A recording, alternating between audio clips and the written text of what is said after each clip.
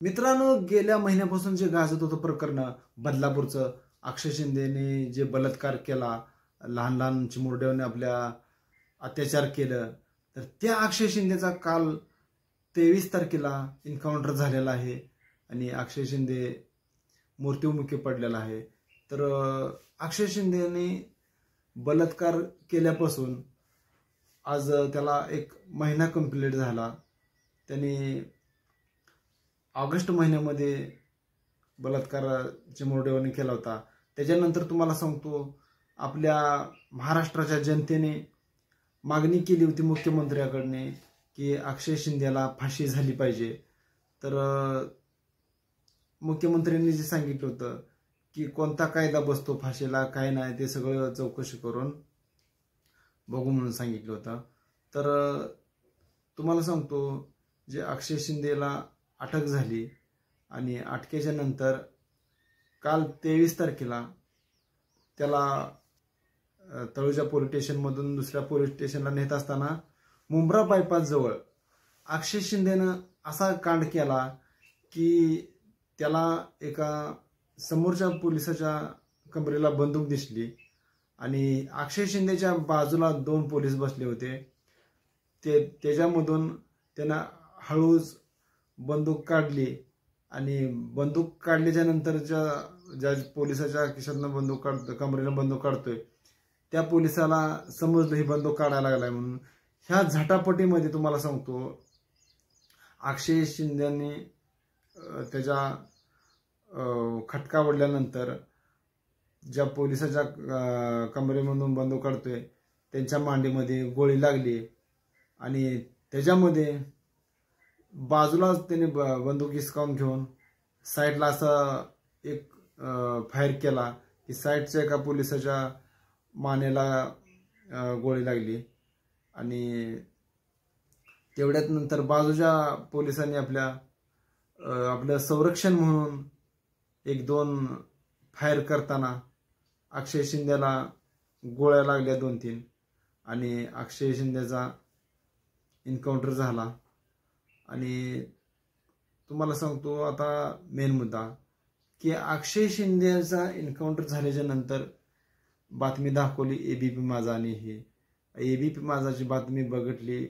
अक्षय शिंदेच्या आईने, वडिलांनी, भावाने सगळ्यांनी बातमी बघितली आणि अक्षय शिंदेची आई म्हणते ते माझा मुलगा असं कृत्य करू शकत नाही. मग आता मला सांगा मित्रांनो, आता कोणता तर मुलगा किंवा मुलगी कोण पण असू द्या, तर ती आईबापाला विचारून कुठली गोष्ट करू शकते ती का? तर नाही. तर आणि ती काय पोलिस तर काय वेळी येते का त्याचा एन्काउंटर करायला? का त्यांना कामावर निघायचं आहे का? बळमनच एन्काउंटर त्याचा मारलं का कोण? करल का काय? तर ह्या अक्षय शिंदेला का नेत होते तुम्हाला सांगतो. त्याच्या पत्नीने त्याच्यावर तक्रार केली होती काहीतरी अत्याचाराची हे ते. मग त्या पत्नीच्या जबाब घेण्यासाठी काहीतर त्याला तिकडे दुसऱ्या पोलीस स्टेशनला न्यायला लागली होती बदलापूर पोलीस. तर ह्याला असं मग तिथं जात असताना काहीतर त्याला असं वाटलं असेल की बाबा आपण गोळ्या मारून आपण फरार होऊ शकतो, असं तसं त्याच्या मनाला काहीतरी वाटलं असेल.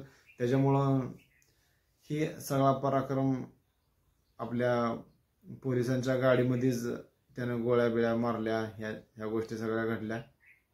आणि अक्षय शिंदेचे वडील पण म्हणत होते माझा मुलगा असं करू शकत नाही, माझ्या मुलाला साधी फटाकडी उडवता येत नाही, माझा मुलगा दिवाळीला फटाकडी सुद्धा कधी उडवत नव्हता आणि त्याला उडवायला आली नाही, माझ्या मुलाला गाडी चालवता येत नाही. मग आता मला सांगा मित्रांनो, गाडी जर चालवा येत नसते आणि काय जर झालं तर मग बलात्कार कसा काय ह्याला करायला लहान लहान लेकरांवरनं? ह्यानं जर बारक्या चिमुरड्यावरनी जर बलात्कारच केला नसता तर एवढा कुटाणा झाला असता का? महाराष्ट्रातल्या गुन्हेगारी क्षेत्रातली जी पोर आहे ना, त्यांना तर कळलं पाहिजे की कसं असतंय, काय नाही, कसं राहिलं पाहिजे. आपण नेहमी पोलिसांवरच आपण आरोप करत आलो की पोलिसांनी असंच केलं, पोलिसांनी तसंच केलं, पोलिसांनी न्यायच देत नाहीत. मग पोलिस एवढे राबते त्यांच्या घरचे कधी त्यांनी काळजी करत नाही. ते त्यांना कुठला सण नाही, कुठला वार नाही, दिवाळी नाही, दसरा नाही, रक्षाबंधन नाही, कुठलं काय नाही, रविवारी सुट्टी नाही, जिकडे जावा म्हणून तिकडे त्यांनी पळायचं असं. आणि परत ना अजून ह्या गुन्हेगाराने जर आपल्या रक्षकावर जर त्यांनी फायर केलं तर कसं चालणार सांगा. कारण का माहितीये की अक्षय शिंदे हा माणूस जे करायला नको होतं त्यानं ती केलं. कारण लहान लहान चिमुरड्या त्याला कळलं नाही, काय नाही. आणि त्यांचे आई वडील म्हणतात अजून आमचा गुन्हा सिद्ध झाला नव्हता. कसला गुन्हा सिद्ध व्हायचा होता सांगा बरं आता मला. की डॉक्टरने सांगितलं होतं लहान चिमुरडीला घेऊन गेल्यानंतर की ह्याच्यावर अत्याचार झालेला आहे. मग अत्याचार झालाय म्हणून सांगितल्यानंतर मग त्या अक्षय शिंदेला त्याने 17 ऑगस्टला घेऊन गेले होते. अटक झाली होती त्याला. मग त्याच्यानंतरचे काय कुठं कोर्ट काय हे आता ज्या काय गोष्टी आहेत त्या झाल्या होत्या. आणि काल मग 23 सप्टेंबरला त्यांचं काय नियमानुसार ते कुठं घेऊन चालली होती. मग त्यावेळेस त्याने गपचिप जायला पाहिजे का नाही सांगा बरं. तर ह्या गड्यानं काय नाही जातानाच त्यांची आता मग बंदुकी त्यांनी काय मग पोटात अशा घालून ठेवायला पाहिजेत का. बंदूक त्यांनी कमरेला लावलेला असतातच. मग त्यांनी बंदुका काय संघ घेऊन ते वेळे आहेत का एवढे त्यांनी बंदुका संघ घेऊन फिरायला काय. म्हणजे गुन्हेगार असे त्यांच्या भरमात मध्ये काही करू शकते. ते काय पण करू शकतात गुन्हेगार. म्हणून ते पोलिसांना माहीत असतं. आपल्याला जेवढं काय माहीत नाही ना तेवढं सगळं पोलिसांना माहीत असतंय की गुन्हेगार कुठल्या वेळेला काय संधी साधू शकतो, काय नाही, त्यांना सगळं माहीत असतंय. म्हणून सगळ्या पोलिसांच्या कमरेला बंदुका असतातच. त्यांची बंदूक हिसकावली गड्यानं आणि त्यांच्यावर गोळी झाडायचा प्रयत्न केलता. मग गोळी झाडायचा प्रयत्न त्या झटापटीतच त्यांच्या मांडीत गोळी लागली. मग त्या साहेबांना एका हॉस्पिटलमध्ये नेण्यात आलं. तिथनं सुद्धा दुसरं हॉस्पिटल बदललं.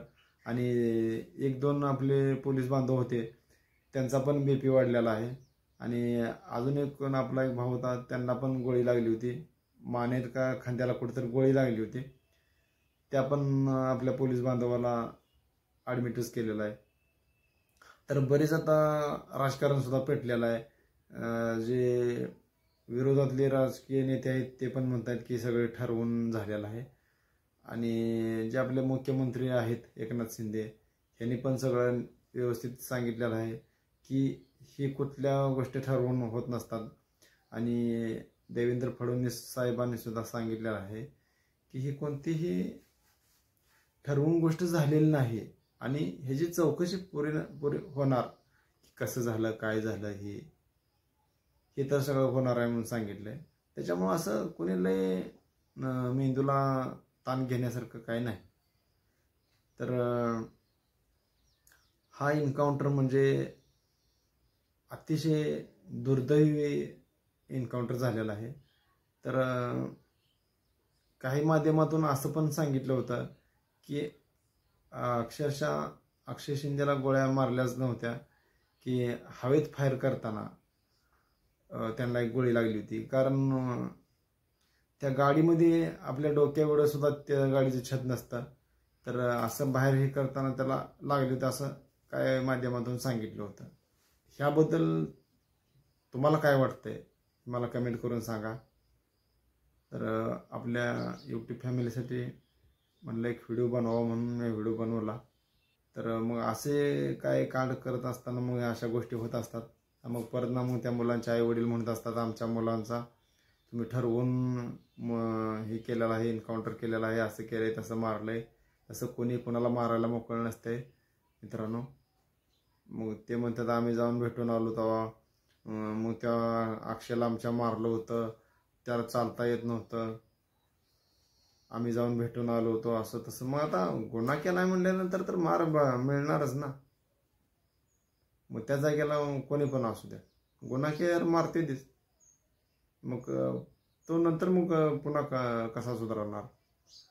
आता माझी मुलगी शाळेत जाते, तिला जर मग कुठला जर एखादा प्रश्न येत नसला, काय झालं वारंवार जर सरनं सांगितलेलं तर बाबा तू हे प्रश्न सांग, हे उत्तर काय, तिला जर येत नसलं तर मग ते सर एखादा सटका देतोच ना. मग त्याला काय आपण म्हणायचं का तू माझ्या मुलीला का मारलं, माझ्या मुलीला प्रश्न येतच होता, तो मुद्दामूनच तुम्ही म्हटला येत नाही, असं आपण म्हणायचं का त्या. तरी असं असतंय. तर मित्रांनो बघा तुम्हाला काय वाटतंय. चला बाय बाय.